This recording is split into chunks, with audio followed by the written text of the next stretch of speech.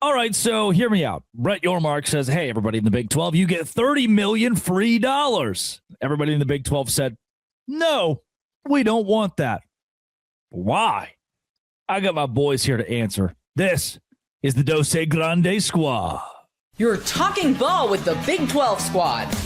From Oklahoma State to Utah, from Kansas State to BYU, from Houston to Texas Tech, it's the local experts of the Locked On Podcast Network bringing you scoops, breakdowns, and the most comprehensive preview of the upcoming Big 12 weekend. Buckle up. It's the Big 12 squad, and we have a seat for you. No hurt feelings and thin skin allowed. Squad up. You're part of the Big 12 squad. Happy Thursday, everybody. Welcome to the Big 12 squad. I'm Drake Toll from America's #1 Big 12 podcast, Locked On Big 12, alongside Jay Catch of Locked On Cougs, talking all things BYU, Cameron Stewart of Locked On Baylor, Cody Stovall of Locked On Oklahoma State, Kevin Borba with the Buffs, Parker Ainsworth of Cougs talking Houston, and thank you for making our shows your first listen every single day. We will talk about the private equity, capital equity deal. A week ago, how much can change? A week ago, it was free money. Today, it's, I hate that money. How did we get here? Because the entire conference seemed to flip on this entire idea. And we'll also get into the strain of the basketball draft. This lottery with Darren Peterson and AJ DeBonce at the very top has become controversial. And the baseball season, softball season are hitting their peak. If you hit subscribe, we get to keep our jobs. What the hell is Cam doing here? What are they good at, huh? Wow. I haven't seen him in a while. We're talking cheaper than therapy, brother. It's way cheaper. Dude, I did. I went to one of those online therapy. Like, it's like, oh, let's see. What's this? If I was to sign up, how much? $80 a week. $80 a week? I just like a dog or something. That's why we have Cam Stewart. You know what? While I have you, can I just a grievance real quick? Yes. I'm trying to break in this new Baylor baseball hat I had. Where'd you get that? It's a team issued? It looks old. Like 2019 team issued. Ordered it from the bookstore. And I'm just like, what? Why do you think it's okay to send me a hat like that? Whoa. Oh, like, is it so hard to put the hat in a damn box? Like, is that Nike hat too? Oh my God. It is. And so it's like, I'm never going to be able to fix this brim. It's $40 and I look stupid in it. And I'm just trying, like, send it in a box, dude. $60,000 a year to go to school there, and you can't afford a box to send it in? Like, who sends? I'm seeing this is an epidemic. eBay and now the Baylor bookstore. People think you can just send a baseball cap in a bag. Bigger what question. What do you think this is? What did you pay for shipping? Well, too much, Parker. This was almost $50 all in. This was like a $38 hat with probably $7 shipping. Baylor needs the $30 million, is what you're saying. Get some box. There's also a non-zero chance that they saw Cameron Stewart on that. I think my address is probably being passed around the. Jam it in that bag and ship it his way. They dropped the steak in the kitchen. Like, give it Cameron Stewart. On it himself. And I had to get this hat because all we see on Baylor social media are these really sick hats that they only give to rich people and celebrities that you can't get. Mack Rhodes' tenure as the Baylor athletic director encapsulated in one hat. It's just that. Yeah. That is a great note. Before we get into the $30 million, the Baylor, whoever runs their merchandising, she's on Twitter and continues to post pictures of famous people in Baylor hats and like explicitly tweets, no, these are not for sale for the general public, only for the famous. Like, what? They're like so awesome too. Gruden got one of these hats and it's like a bear just like in a nature scene, right? Like Riley Green and John Gruden. They're like, oh, you're a regular person? Too bad. She's tweeting that like a beautiful sun in the background. I'm like, this is all. Everyone's like, this is the coolest thing we've ever seen. And she's like, can we get this? No. Seems like the Baptist way, right? Get your bread up or else, that's and that's where the Big 12 is getting its bread down. Nobody wanted the free $30 million in the Big 12 conference. What, you know what? I'm going to open up to all of you. Why? We know why Hatch didn't take it because they don't go in debt. They're too cool. Why did none of you take the free $30 million, guys? There's got to be a stipulation in there somewhere that everybody collectively wasn't comfortable with, right? This is amazing to me that Brett Yormark and whomever didn't kind of pre-plan this. Right? I'd assume they would have gone into this thinking that, okay, we'll probably have like 8 teams that say yes. The fact that basically everybody said no, it tells me that there's something in it contractually that nobody thought would make any sense. So now it's up to Brett Yormark to make the deal even better or I don't know, I guess completely move on from this ordeal. Oh. I understood what Eddie Nunez, the AD at Houston, said when they turned it down, because they operated at this point without a complete rev share. They're getting the full rev share this summer. That's gonna be like Right, you get it. You're about to get it. So this is the time to dive in, right? Right. And so I think the thinking there was like, hey, we can get this $20 million. We're about to this $20 million without any strings attached, without any interest on it. Let's see what a year of that looks like for opting into anything. No. If I'm making $50,000 a year and you give me a raise to $100,000 a year, I think I'm rich because I've been operating on a $50,000 budget. So why not take the $100,000 and then, you know what, another $300,000? What's wrong with you? And Well, that's that's why not quite people the same go into thing. credit card debt because Hey, they have a credit card limit and like, I have $20,000 now, so I can spend Luckily, it all. I have rocket money. There you go. Done. That was and for what it's worth, when the deal came out, I was like, at the surface level, the information we got, I think as a Houston person, I still would have taken it as well, Drake. I just think that his argument made sense to me. Like, hey, we haven't even seen a year what this looks like. Let's see what a year of it looks like at first. Kelvin Sampson said it. We're poor. We're poor. Look, okay, we keep throwing that out there, and I throw it out there a lot. Do you want to peek behind the kimono on the day that happened? Or we're gonna let that fly, because the day that happened was a big recruiting day for another Big 12 school, and that was the reason that he said it. Like that's we lost out on one, and earlier that day, and then he went out and beat UCF like they stole something. And he was like, hey, we need more money. Like, that was really, there was a lot more to that day. Saying we need more money versus we're poor are two very different messages. Parker, you made the graphic that says directly, we're poor. Kelvin Sampson, Houston head coach. Oh, you made that. And it did numbers. It did numbers. I'm just saying the messaging of we need more money versus we're poor has two completely different connotations. You monetize that post, and let me tell you, no longer poor. So, okay, I think it's been brought up that somebody found something they didn't like. Now, there is the stipulation there that if you do not pay it back, that RedBird gets a stake in then they make decisions for your athletic department. They can, partially alongside your AD, call the shots. Yeah, what do you want, huh? Baylor. Can we please opt into this? Can I have somebody else making the damn decisions in our athletic department, please? Well, after hearing this, I'd like to opt in.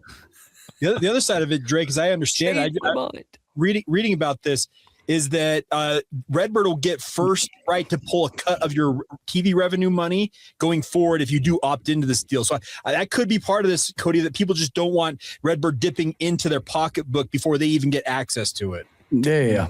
I think if like Colorado, who even though they're not the best this past year, obviously they still are on national TV every week. They're still one of the more watched teams in the Big 12. Like, I think there's more risk, and this is going back to the credit card thing. Like, the higher your credit card limit is, the more you think you could spend, and then it's like all of a sudden I'm in debt, right? And like if you're Colorado, what's the point of risking this if you just hired your AD and his contract is heavily incentivized to fundraise money for the program, right? He gets bonuses based on however, like sellouts or win totals or whatever. Like they get bonuses, or at least Colorado's gets bonuses for fundraising. So it's like that's his job. So don't take away from your own athletic department if you don't have to. And I think eventually we'll see teams dip into this. Like we will. Colorado said they approve of the Big 12 trying something. So I think that's a positive, but they just weren't ready to be the guinea pig, I think, this time. Well, guys, that brings up a really good point. What if this deal gets reorchestrated? They change some of the stipulations and the percentage is only like $4 million. Does it sweeten the pot? Do you think that this was only the first round of trying to get something going now? Is that what Brett Yormark was trying to do, is just get it started to some degree?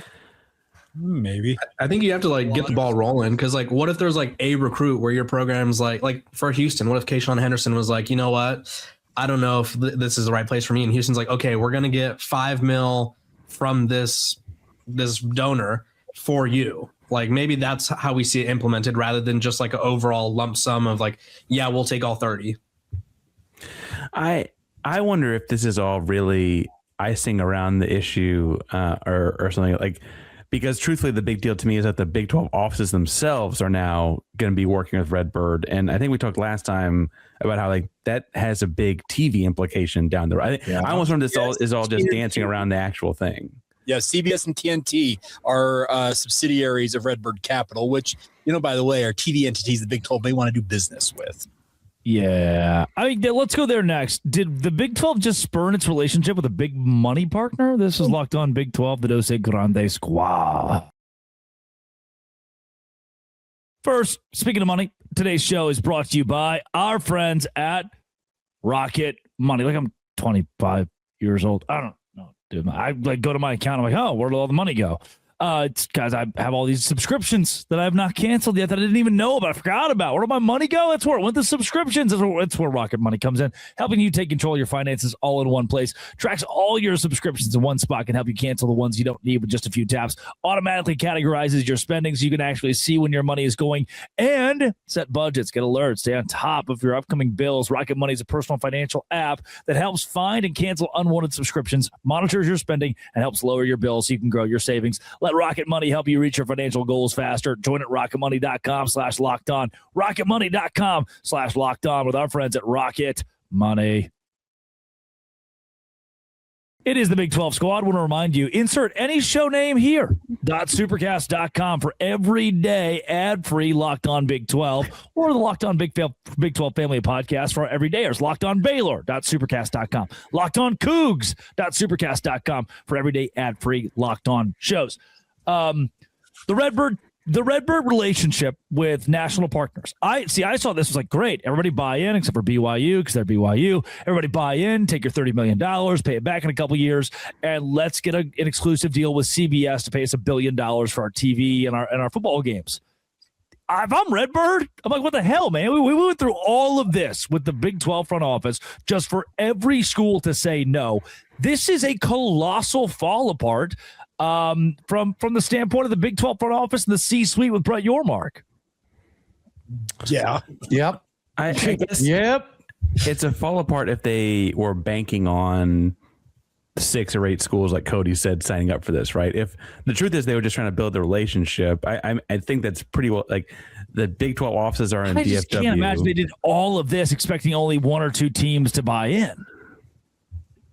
Well, I just mean the conference itself bought in, though, right? And I think that's the relationship I'm talking about. Is like the conference offices in DFW, or if that's the play, then that was played, so to speak, right? I mean, but save yourself the embarrassment. How are you going to say like, hey, let's broker this deal with you guys, and then surely we'll give all of our, if your neighbor's like, hey, I'll mow your lawn, and you say, don't mow my lawn, that's just a weird optic. You've already this is a strange thing that they're like, hey, let's give all your people money, and then the people say no. They're not going to like that. And that's the thing about this, Drake, is trying to spin this. However, Yormark tries to spin it, it's not going to come off well because I think the original reporting was that only a handful of the schools, maybe as many as 6, were even considering taking this deal. I think last count, I saw 12 or 13 of them have said, no, we're not taking it. So right.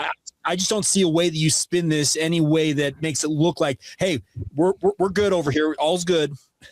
So it's definitely a black eye. Did they get the first team 60 mil? The first team to say yes. Did they get 60 mil?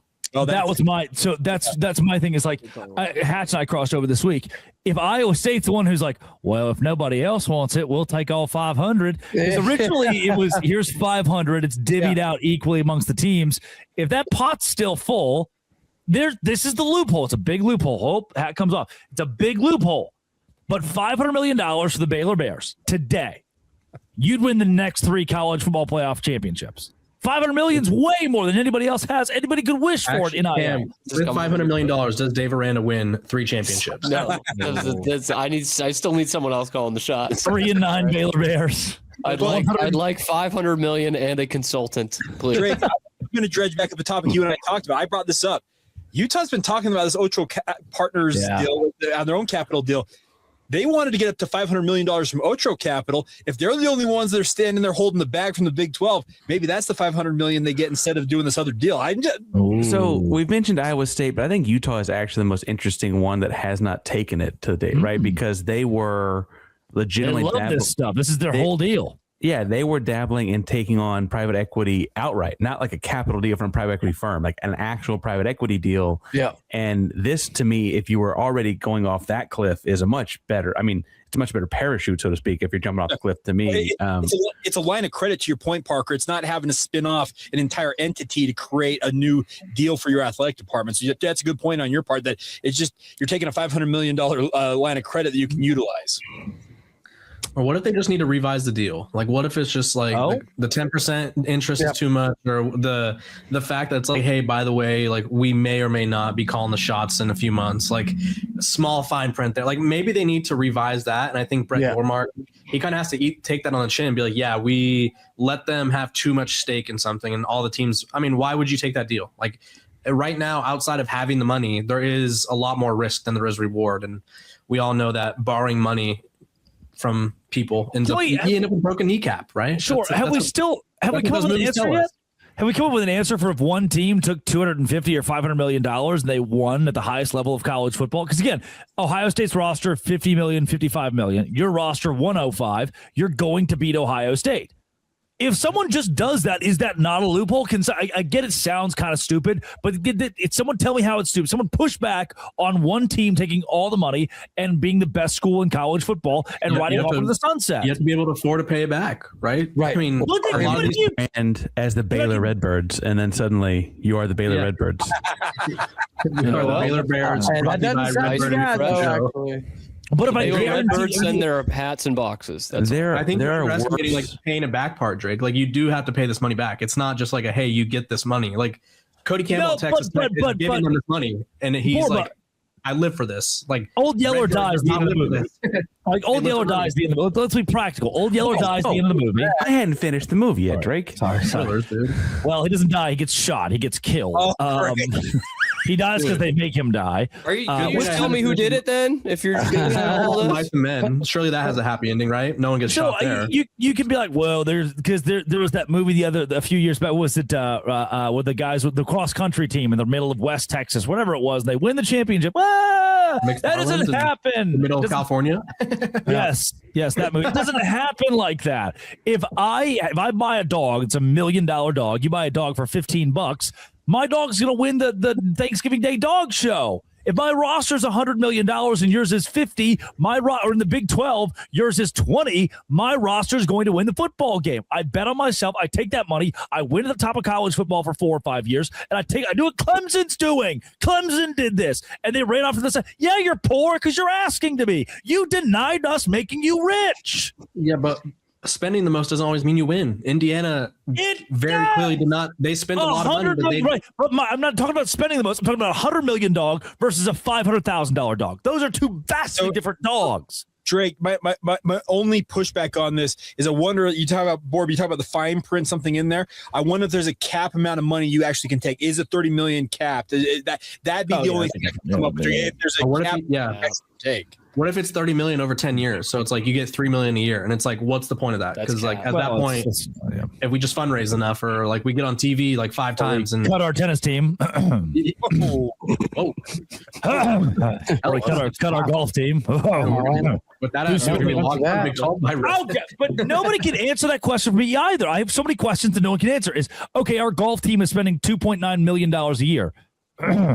Why do you have a golf team? Because we're winning natties, Drake. You know what?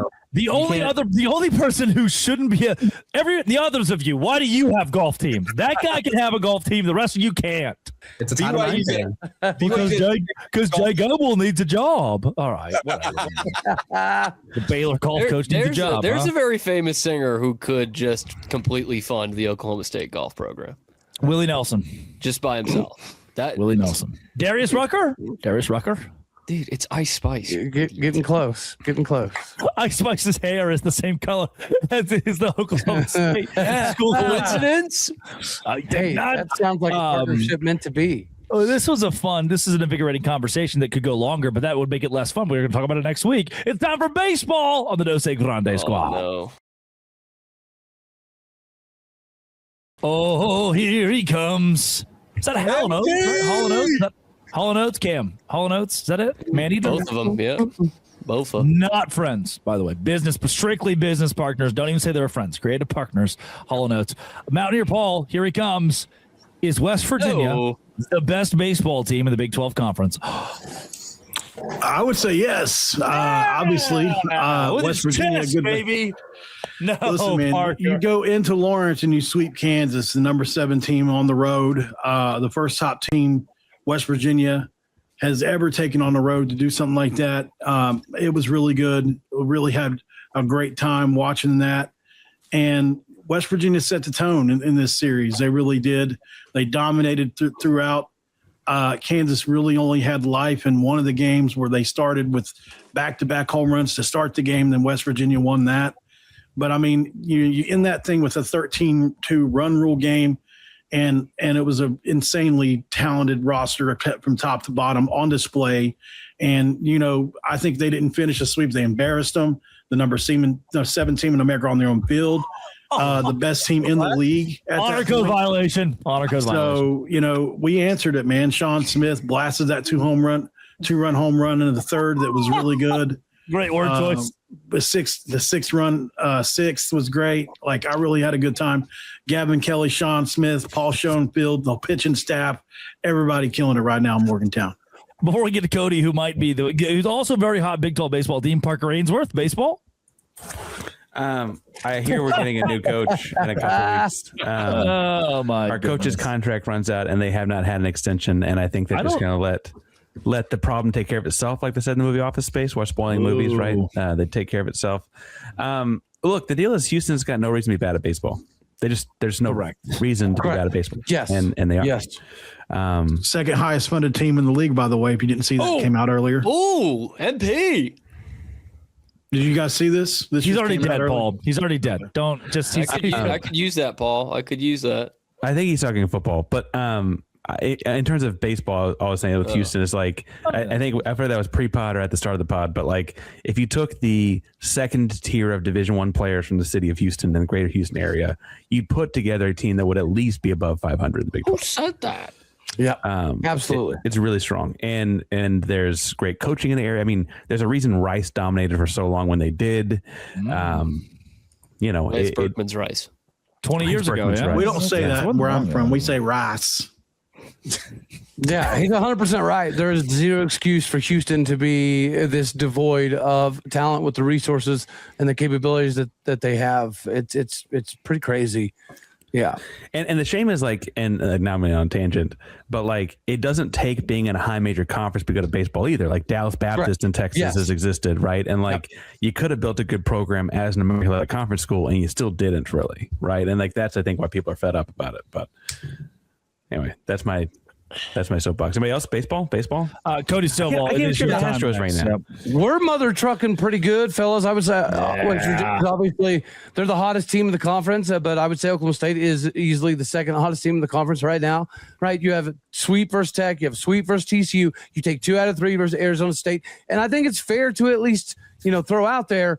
We probably could have swept Arizona State if we wouldn't have gone with the daggone B team. I don't know why we set so many starters. I understand you got to get rest and things of that nature, but nonetheless, yes, we're cruising at the right time. We're getting some pitchers like Hudson Barrett and Noah Weck back, and we like the long ball, fellas. We're number 2 in the country in home runs, and if we were in Georgia's ball field with that 314-foot right field fence, we would be number 1 in the country in home runs by a solid country mile. So if you like offense, chicks dig the long ball, watch the Cowboys play baseball because it's a fun time right now. Cam finally found a plastic bag. That is no one screen grab that, please. Is that the bag that your hat came in? Oh no. He landed the plane. Cam, Baylor baseball. Cam? Baylor has no excuse for being bad at baseball either. Yeah, I mean, if you go recruit Robinson, Texas, you're going to find plenty of kids that are in your backyard that are really good at baseball. And then Baylor just hasn't. They're like, oh, no, I want to go to New Mexico State. You could just put a pair of sunglasses on it, and you could be the Saint Baylor guy. And Taco Bell. Kansas State Taco Bell guy. There you go. Yeah. Jesus, Cam's for it. What was his name again? Saint something. Saint Bill Snyder. Saint Bill Snyder. Bill Snyder. Yeah. Hatch, before we get out of here, we crossed over this week, but BYU's got deep pockets. Why is baseball not baseball and softball both? What keeps them behind the punch? Seems like they don't have boosters that are invested in. I don't think the administration values the two sports for whatever it's worth. I wish they would, because they've got incredible facilities and they're trying to get something going. I know there's a bunch of alumni out there, and I've talked to them that want something positive to happen on the baseball front, but until they get a booster or boosters who are willing to put some money forth for NIL and the like, I just think that BYU's stuck in neutral at best. Yeah. Sad to see. Still nothing from Cam here. Is he okay? Is he breathing? Is anybody? Yeah, you good? I think we lost his mic. What is going on, Cameron? You're muted? That's a problem for you. He was muted. No, nope. Still muted. Yeah. Yeah, you can't. Right. You've muted yourself, dog. We can't help you. Okay, but your hair looks nice. Oh, you're good. You're there again. Yeah. Why didn't nobody tell me? You didn't hear any of that. None of it at all. we couldn't see your mouth moving. You had a bag over your head. You were giving up the silent. That's a solid point. I thought you were like miming along with. Yeah. How am I to blame for this? You can't blame me. Where's Danny on BYU baseball, dude? That is former MLB second baseman Danny Ainge. Well, that's third baseman, but yet gets a good point. Danny's now what? Third baseman. Danny's too tied up trying to figure out how to get AJ DeBonsa to the Utah Jazz, right? Yeah, that's be next week's squad. Yeah, I mean, he's headed to Salt Lake. AJ DeBonsa headed to Salt Lake is a weird title. That's a gonna use that one. All right, see you guys later. It's Cody Stovall of Locked On Oklahoma State, Cameron Stewart with Locked On Baylor, Jake Hatch, Locked On Cougars, Mountaineer Paul talking all things West Virginia, and Parker Ainsworth talking all things Houston. This has been and always will be Locked On. Thanks for making our shows your first listen every single day. It is the Dose Grande Squad.